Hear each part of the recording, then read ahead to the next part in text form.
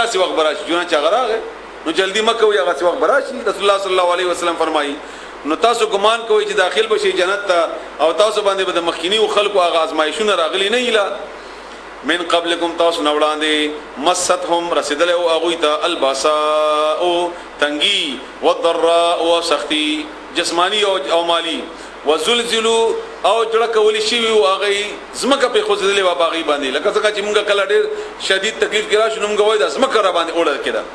حتی ترغه وخت پوری یقولا چې اولی الرسول پیغمبر والذین او کسان امنو چې ایمان راوړل او معبود هغه سره متا کلبو نصر الله مدد الله تعالی دومره غي تنگ شول چې چغه به وایي چې الله مدد وکړي الا خبردار خبر شي ان بشک نصر الله مدد الله تعالی قریب نږدې ده وقفکم نتاس مرزي فجخه یو 15 منټه وقفه ده ان شاء الله فجخه زنانو د پارم هغه خوش خبری تاسو تم راغله چې رسول الله صلی الله علیه میاسه فرمایي ما ته حدیث مخه تراغ په دې موقع کې چې رسول الله صلی الله علیه و علیه وسلم هم دا کرنګي کیفیت هغه تاسو بیانوم په ول دا خبره تاسو اوري چې میاسه فرمایي چې تاسو تم ار کنډیشن راوړم په شرط بداوي چې د درې وړ ور کنډیشن بل بداو بیا مشترک وعده کو بیا ان شاء الله غابم حل شي دا دومره مسلې خدای په حل کې ان شاء الله غابم حل شي ان شاء الله چې رب کوي جزاک الله خیر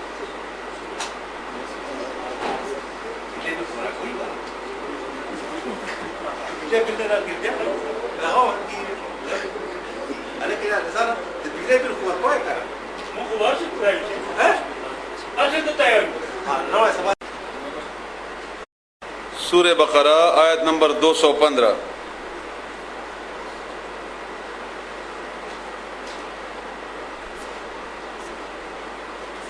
اعوذ باللہ من الشیطان الرجیم بسم الله الرحمن الرحيم يسألونك ماذا ينفقون قل ما أنفقتم من خير فللوالدين والأقربين واليتامى والمساكين وابن السبيل وما تفعلوا من خير فإن الله به عليم رب اشرح لي صدري ويسر لي أمري واحلل عقدة من لساني يسألونك تپوس کیتانا د صحابه کرامو څومره عجیب شانو انډې لوی شان او ډېر لوی درجه و د رسول الله صلی الله علیه وسلم د ملګرو او د تربیت یافتو هغه په ټول قران کریم کې د رسول الله صلی الله علیه و علیه وسلم نه دولس پختنې کړې دي نور پختنې نه کړې ولې نه کړې د پختنې حاجت نه پیښېدو دغه چې رسول الله صلی الله علیه وسلم خبره کوله هغه به امنه ابه خبره کوله هغه به ټیک یعنی پختنه عموما اله کیږي چې سړی کین او بهانه وغیرہ داسه او پختنم هغه دي چې کوم تاسو باور دي یو تاسو مخ کې باور ده یو يسالونک دا ده هم د مخ کې راځي تاسو به وګورئ نو دا پختنه دا يسالونک دوی تاسو کوي تا نه ما ذا ينفقون چې خرج کی دوی خرچې د پاره څو موږ څه خرج کو نو الله تعالی جواب دا نه ورکړي چې فلانه شی خرج کا اصول ورته خي او بیا د ارڅه دغه چې هر چا کیفیت خپل ده د مالداري او د پیسو یا دغه قل او یا ما هغه شی انفقتم چې تاسو خرج کوئ فلل من خیر د مالنا فلل والدین بسمور پلار د پاره والاقربین او خپل خپلوانو د پاره والیتاما او یتیمانانو د پاره والمساکین مسکینانو د پاره وابن السبیل مسافرو د پاره وما تفعلوا او څم چې کوي تاسو من خیر د نیکینا فإن الله بس بشکل تعالی به باغه باندې علیم په هده الله ته پته ارته چې تاسو خرج کوئ بس هغه باندې الله خبر ده او دغه مدونه دي په دې ځای کې خرج کړي دا الله رضا ده پاره کوتبه فرض کړی شوی ده علیکم پتا سو باندې القتال جهاد جنگ جګړه قتل مقاتله ته وای عام جهاد ته قتال نه وای جهاد عام د جدوجہد نه ده جهاد نه ده او دا د اسلام د غالبولو د پاره هر یو کوشش ته ویل کیږي کاغه تقریر دی او کاغه تحریر دی او کاغه چا سره خبره ده او که دعوت ته خوستا مقصد دا دی چې د اسلام دی غالب شي دا ټول په جهاد کې دي او د انتها هغه قتال دی د انتها قتال دی او د دې مثال ما تاسو ته یو دا ډاکټر درکړو هغه هر وخت یاد ساتي چې د مجاهد مثال ټول نه زیات باغه بتا باندې خوږي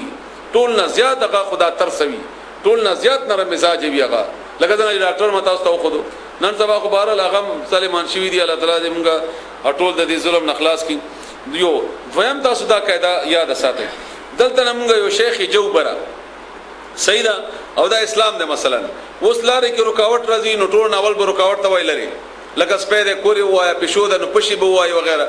خدا سره رکاوټ ته لکه ونه د شي نو هغه بل اثر لري خدا سي زازا مخکې رکاوټ راځي دومره مضبوط رکاوټ ته چې بغیر د ټوپک یا د توري نه لري شوی نه دی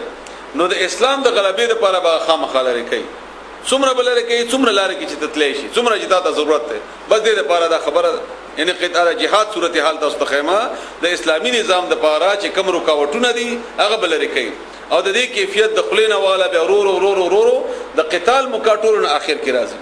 ټول اخر کې راځي او یو بل اصولي خبره تاسو ته خیمه دام ډیره ضروری ده نن سوا د حالاتو مطابق سوچ کوم چې دا خبره اوري هغه د لپاره به ان شاء الله چې فائدہ من شي الله تعالی دې موږ د صحیح خبره کولو توفیق راکړي هغه دا چې رسول الله صلی الله علیه و آله وسلم اټول نه اول د خپل ملګرو تربیت کړي ده خپل ملګرو تربیت کړي ده او بیا هغه نه بعد لکه زه اوس مثلا تا باندې جګړه کومه اب افغانستان کې دا مثالونه ډیر دي چې یو غیر اونیو چې وخایا چې کلمه ما ته وایا نو هغه نه ویل اخر ته چې خطیره ته وای چې زه وایم نو هغه تخپل نه ورتله ادا خپل نه ورتله نو کومه داسې خلکو ته دا شی اوس پارو نو دا دومره خطرناک د مرګ ده کنه دومره خطرناک خبره ده لکه مثلا چا چې واده کړی وي هغه زناو کی هغه د لپاره سزا د رجم ده خود چونکی قتل ده پکې نه دیو جن الله تعالی هغه د لپاره شدید ترين شرایط نافذ کړي چې څلور کسان داسې وګوري البته سزا ملایي نو همدغه رنګ د قتال د لپاره د جګړې د لپاره دا ټول شیونه شرطونه پوره شي بیا بغنه بعد هغه جواز جوړیږي بیا هغه نه بعد او کدا پوره نه او بیا د دوه صورتونه دي یو صورت زمونږه دفاعي جګړه ده یو صورت زمونږه د بل باندې حمله کول ده نو دفاعي جګړې بیل احکامات دي او بل باندې حمله کول بیل احکامات دي غوړو کیفیتونه بدل دي او خو بهر حال ورته سورته توبه کې ان شاء الله تفصیل راځي سورته انفال کې مزید بتاو پويږي ننم لک پوښوي نور آیتونه راځي او بتاو غوړي